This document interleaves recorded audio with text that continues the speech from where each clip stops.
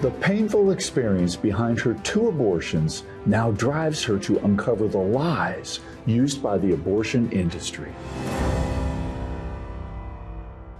Welcome to Freedom Alive. Dr. Alveda King serves as the Senior Advisor to the Faith Office at the U.S. Department of Agriculture and as the Chair of the Center for the American Dream at America First Policy Institute. She's the daughter of the late slain civil rights activist, Reverend A.D. King, and the niece of Dr. Martin Luther King, Jr. Dr. King succumbed to the lies from the abortion industry and has suffered as a result. And she joins us on this program to share her story and why she's now fighting for unborn life. I'm thankful to again be joined by Matt Staver from Liberty Counsel. And Matt, we celebrated the moment when the U.S. Supreme Court overturned the horrible Roe and Casey abortion decisions. We're so very grateful to God, but the battle continues on so many levels. And I believe that Alveda King will further inspire us to keep fighting. You know, Alveda's story is one of God's story, taking people who are broken and putting them back together, and then using that experience to be able to be a mouthpiece and an example to change the world. And Dr. Alveda King, from her mother to her own personal experience with abortion, has gone through some of those tragic moments in her life. And as a result, God has healed her, put her broken pieces back together, and she's a powerful voice for the Lord. You're so right.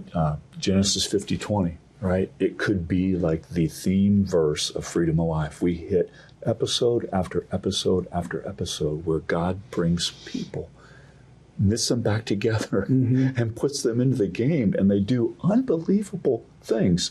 We cannot wait to share this story with you, but our Freedom Alert is next, and it's brought to you by Liberty Counsel. Abortion pill harms women at an alarming rate. A groundbreaking new report reveals the chemical abortion drug mifepristone is 22 times more dangerous than the FDA claims on its drug label. The Ethics and Public Policy Center published the study and found that 1 in 10 women experience a serious adverse health event within 45 days after taking mifepristone.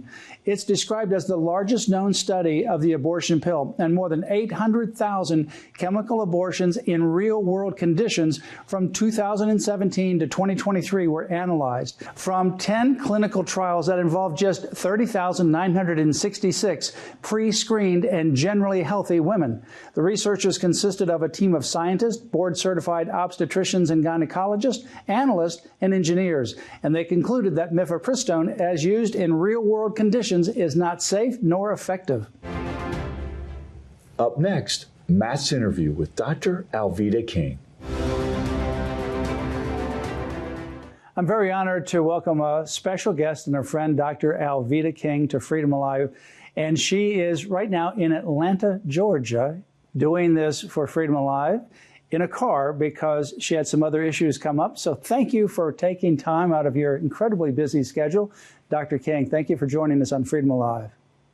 It's wonderful to join you and your viewing audience. Anybody that can hear us or see us, we want you to be blessed right now. Well, I'm sure they will be. Well, Dr. King, you are now the Senior Advisor to the Faith Office at the U.S. Department of Agriculture. You also serve as Chair of the Center for the American Dream at America First Policy Institute and so many other things. I want to talk a little bit about that a little later.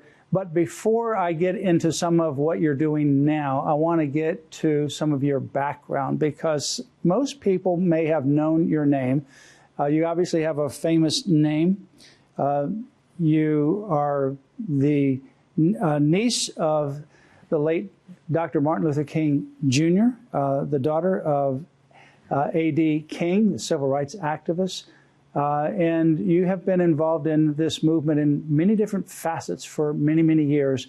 But I want to take us back to some of your early days because it really sets the groundwork for who God made you to be.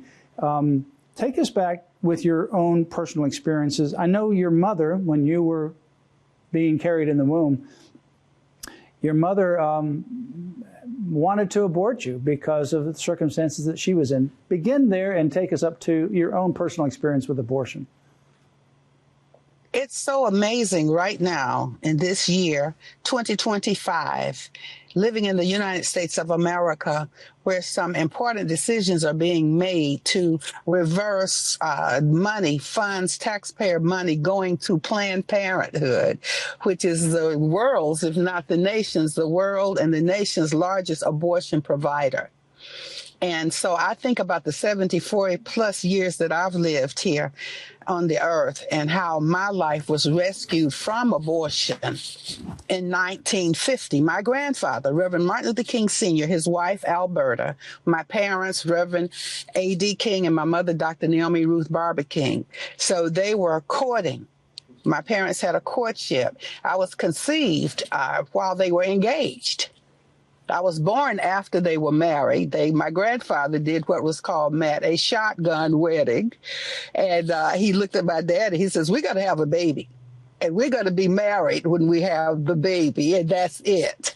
So Daddy King was very pro-life all of his life, Martin Luther King Sr., the father of Reverend Dr. Martin Luther King Jr. So Granddaddy, my daddy was the youngest, and he said, "That is a girl. A baby girl. I saw her in a dream 3 years ago." I call it prophetic ultrasound. He saw me 3 years before I was born. He said, "She has bright skin and bright red hair, and she's going to bless many people." I was born with bright skin and bright red hair, and I hope I did become a blessing through the years. So Granddaddy rescued me from abortion. And he did it for many of his church members, he and his wife, Mama King. And when people would get pregnant, whether they were married or not married, abortion was illegal, but they had other means and ways. And he says, "No, we don't kill babies. Those are people." So I was born for this, but I didn't really know it. And let me speed it up a little bit. So my parents were married, had 5 children. I was the first. During the 1960s, I got married. After Martin Luther King was assassinated in 68, my dad, his brother, same movement, was killed in 69, like the Kennedy brothers. That's the way A.D. and Martin were. And so here I am married. A week later, my dad was assassinated in 69. And so I had my firstborn baby. My doctor was affiliated with the Birth Control League, Planned Parenthood it had become. And he was aborting babies outside, but birthing babies inside. And so he birthed my firstborn and did an abortion on me in his office without explaining for my second child. So I had my first abortion before abortion was legal. And then in 73, we know Roe v. Wade happened. I had a legal abortion and a divorce and all that in 73. So that was my trauma. But I had a granddaddy who had seen me in a dream. I had an uncle, Reverend Dr. Martin Luther King Jr., who said the Negro cannot win if he's willing to sacrifice the futures of his children for immediate personal comfort and safety. So here I am, born into an age where abortion became legal and over 60 million babies were aborted legally in America before abortion was reversed and sent back to the States. But I had a voice and I didn't know it. I was born again in 1983. And one of the first things I did, I repented of all my sins, which included 2 abortions and a miscarriage due to damage to this body. And I said, "God, I'm sorry for all my sins." And whatever the reasons were, and even if I thought it was a blob of tissue or whatever, and people told me it was okay, whatever, I'm sorry. I'm sorry. And as I prayed and repented, the words of my uncle came back to me, the testimony of my granddaddy. Meeting people like you, Matt, and Anita, Priests for Life, all these things. And I said, a woman has a right to choose what she does with her body. The baby's not her body. Where's the lawyer for the baby? How can the dream survive if we murder our children? So that's my own testimony and my own walk to realizing that babies are human beings, people in the womb. Ultrasound helps nowadays, talking to us. However, we are right here in 2025 now. And when we take abortion off, take it down, take Planned Parenthood down, what are we going to give to mothers and fathers and families? Are we gonna help pregnancy care centers? Are we gonna talk to families about the responsibility of being parents? Are we going to talk about the sanctity of human life? My mama taught me, when you take away something, give somebody something better. And so I know I gave a lot of information in that little walk through my own life. But human life, one blood, one human race, every human being should have human dignity and human value. Dr. King, you said it very well, and that gives us a great background for how God used somebody who, he does it frequently, where he takes people's lives who are broken and they come through different kinds of issues that they face. And you are one of those. I mean, you have been one of the strongest voices for life that I know. Yes. And yet you have experienced that firsthand in your own life. One time in which you didn't know, and the other time which you did know. Right. That you were actually doing an abortion. And obviously the Lord transformed you. It's a Genesis 50:20 situation. What was intended for evil, God used those circumstances for good when you gave your life to the Lord. And you would have never known back in the 1980s when you gave your life to the Lord how he would use you from then until now and into eternity. And I would birth 3 children who are attorneys today, and 2 of them, you were their dean and their professor. I was. And they speak, and we rescue babies all the time now. We're still doing it. And we'll say, have the baby, we'll be there. And some of those children are young adults now that I started out with. So, and I thank you for those things that you instilled in my own children, Dean Staver. I'll call you that. Well, thank you. It was a pleasure when I was dean of Liberty University School of Law to welcome your son and your daughter, your children that now have gone on to amazing families and then other amazing, incredible work that they are doing, all because of your faithfulness. Now, it was a pleasure to represent you at the United States Supreme Court in the Dobbs decision. We wrote an amicus brief, Liberty Counsel did, on your behalf. And by God's grace, that amicus brief was actually cited by the United States Supreme Court with regards to the history of genocide and racism that abortion, particularly Planned Parenthood, has inflicted against the black population and the minority population. And your voice was represented in that historic decision overturning Roe versus Wade in 2022. That is such an honor for me to live and bear testimony of the goodness of God and to represent with my voice really millions of women and fathers. You know, fathers regret lost fatherhood too, sometimes grandparents in the various communities.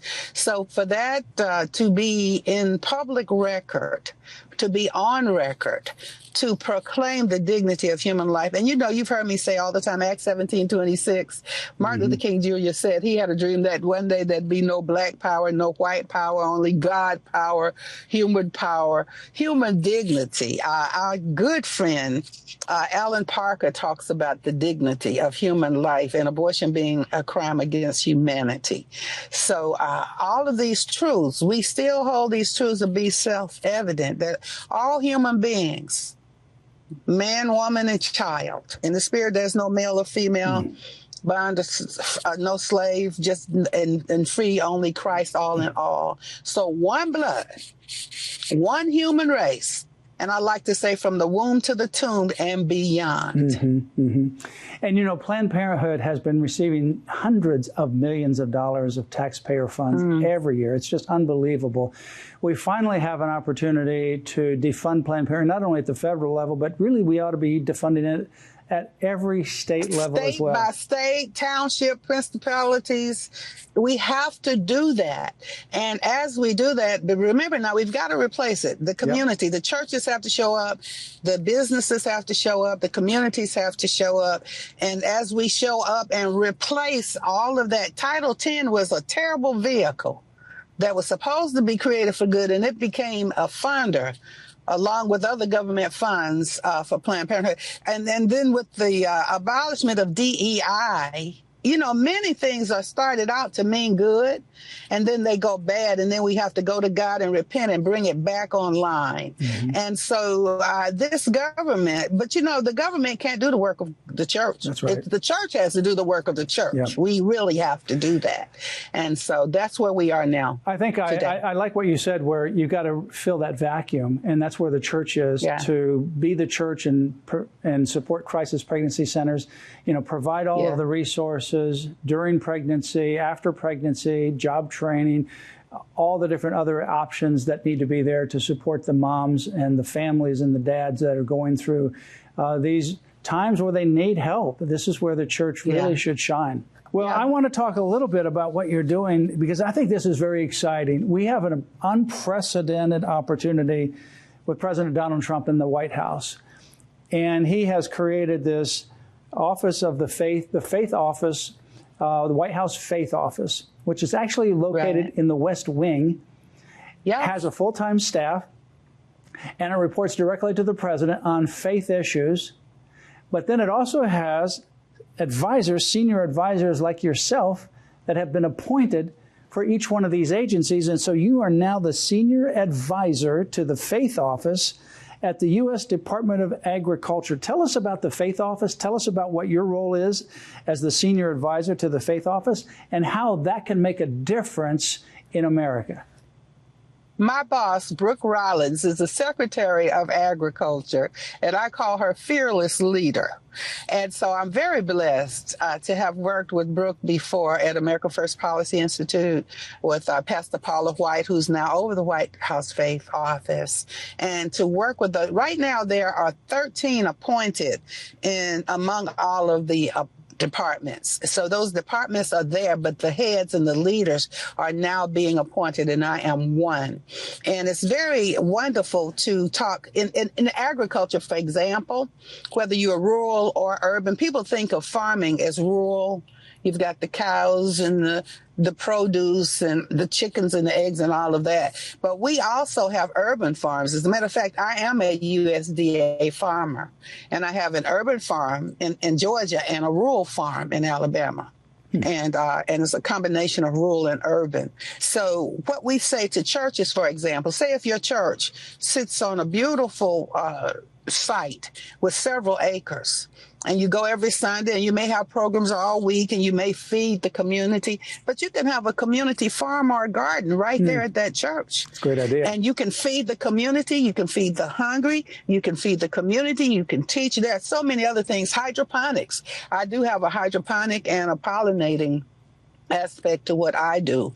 And so we're asking the churches and the communities and the businesses and the nonprofits to come together and recognize the value of the earth, of farming, and how that can solve many of the problems. Of course, now, all the problems of this country and the world are rooted in sin. We have to do 2 Chronicles 7:14. Let's not leave that out. But then with practical applications from department to department, depending what we provide into the whole. And so that's what I do over at the U.S. Department of Agriculture. That's very exciting to think about that, because I know the River Church, Dr. Rodney Howard-Browne over in Tampa, they have a hydroponic garden. I know him. Yes, yes. And as a matter of fact, I visited his and ended up getting one myself. Is that right? Something? Well, it's an amazing setup, because they have a hydroponic garden, and then it's fertilized by tilapia fish. So they have tilapia fish there. And we're going to do our shrimp next year. We're going to start with some of the shrimp and everything. So it connects. It's it amazing. Yes. I never thought about what you just said. So that's a fascinating idea. A lot of churches have these extra acreages that they're not using. Yeah. In the city or outside, urban or rural. Exactly, yeah, urban or rural. And you can use that for gardening and grow fruit, vegetables, and other kinds of fresh things to eat that are healthy. Yes, yes. Now, also, one of the things with the Faith Advisory Office that you're doing, I assume that one of your roles would be looking into that particular agency and then reporting to the Faith Office about what you see happening. Is DEI still there? LGBTQ, is that happening? What are they doing with regards to faith? Matt, when Brooke first got there and we started combing through and looking, there was a grant of our tax money giving money in the Department of Agriculture to study the menstrual cycles of transgender women. Oh, that was your department that you were in. I remember hearing about that. That was Brooke. She said, what, in other words, what does that have to do with growing corn, people? Really? So and we do every day, and I go back through and I'll see something, I'll say, well, what we really want to do is not transgender surgeries or monies, even with the mental health issue. And this is still National Mental Health Month, and we're showing a film out of our office because farmers, even more than dentists now, commit suicide. We found that out. But we're not looking at sexuality and transgenderism with that money. We're not doing that. Yeah. We're going to look at, how is your farm doing? Is it too hard? What kind of help can you get in order to make your farm survive? And so they're killing themselves because they're being discriminated against because they're black or gay or this or that. We want every human being to have dignity and respect. We're not going to divide by skin color or sexuality or just other different things. Everybody, regardless of skin color, is equally valuable to God. We have to know that. If there are other issues that are giving us problems, then in the faith office, the first thing we're going to do is pray. I promise you that. And we're going to look at those problems through a biblical worldview lens. And it is legal. You can tell us it is legal to do that. Yeah. It is legal to pray in America. It still is. Yeah. So you have been there firsthand. You've seen the changes. And now, being there up in the White House, being part of worship, I've been part of that. You've been part of it. For the people that are watching, what is it like? What's the transformation like? What is it like to be around President Donald Trump? What do you experience? What would you like to share to the people about something that would be encouraging to them? I want to say, fear not, don't be afraid, don't be scared. As President Trump makes these changes, he's coming back with something that replaces it with life, liberty, and the pursuit of happiness. So if it looks like, he's going to take away my right for my child to have parts amputated off of their body, he's going to give you a whole child back and give that child good nutrition, good education, a good foundation, encouragement. So whatever is being taken away is going to be replaced by something that is good, that is life affirming. So I say, fear not. President Trump in the White House prays himself. His wife is a very strong praying woman. And so blessedly, we have been in the White House singing and praying and laying hands on the president. And he'll say, God saved me. He'll say it in a minute, God saved my life. He says that just as true. And it is true. God did save his life. He did. What kind of thing do you see for the future in terms of where we go? Obviously, we had a great decision at the United States Supreme Court to reverse Roe versus Wade. You were a part of that. Now the battle is down on the state level. We have the funding issues. We have the battles that are going on for the individual states. What would you say to churches, number one, pastors, and then number two, what would you say to, women that are considering having an abortion? And finally, what would you say to the rest of us? How can we get involved to make a difference? And I want to mention that this is not just happening just in America, around the world too, as we lead America back to God, in my opinion, from my position. And as we return to God and we begin to pray, I want to encourage everyone, regardless of your interest or what you do in life, God still loves us. And in this United States, we are in a place of repenting and loving and forgiving, and to stop dividing and coming together as the one blood human race. And as we do that, we're going to continue to see differences. We see the Department of Education, fear not. Nobody's going to lose the opportunity to be educated. As a matter of fact, when things go back to the states, just like they did with Roe v. Wade, it's going to put the responsibility back into the lives of the church leaders, the business leaders, the small businesses, the nonprofits. It comes back to us. Now we have to wake up, open our eyes, and care. And as God cares for us and as we care for each other, you're going to see a difference in America. I'm at alvedaking.com, and that's where you can start. And there's op-eds and newsletters and music and suggestions. I am at the United States Department of Agriculture praying for you right now. And my counterparts and those who are even higher than me, the secretaries, the president himself, we actually do care. And we are here. Pray for us. We are going to keep praying for and with you. Well, thank you, Dr. King. We will certainly continue to pray for you in this administration.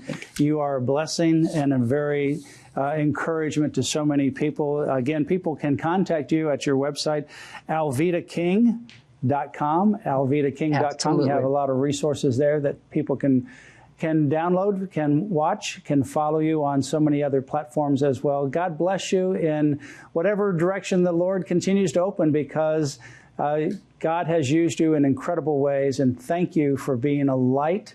Thank you for being a testimony of God's forgiveness and God's grace and God's blessing. Thank you for joining us. Thank you, sir. God bless. Bye. Matt, I think it's the first time in my lifetime I've ever heard that the U.S. Department of Agriculture is praying for us, right? Isn't that a great?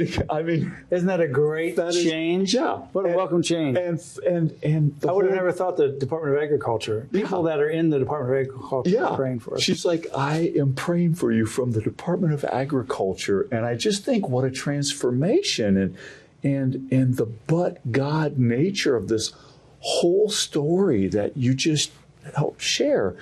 A woman who was saved from abortion. Her own abortion in 1950, 2 abortions with her kids.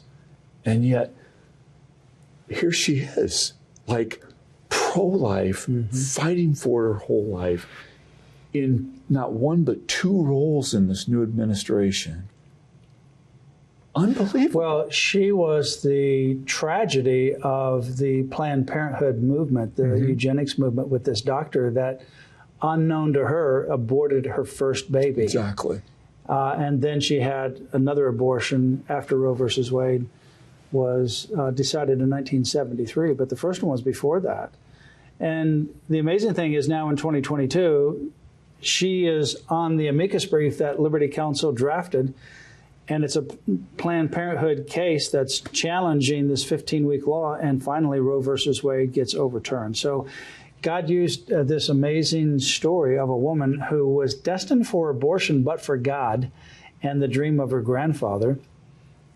And that dream, by God's grace, saved this woman, Alveda King. We would have never known Alveda King. She would not have been the woman she is. She would have been aborted in the womb. Exactly. Amen. In closing, remember Genesis 50, verse 20. We often talk about it on this program. It says, you intended to harm me, but God intended it for good to accomplish what is now being done, the saving of many lives.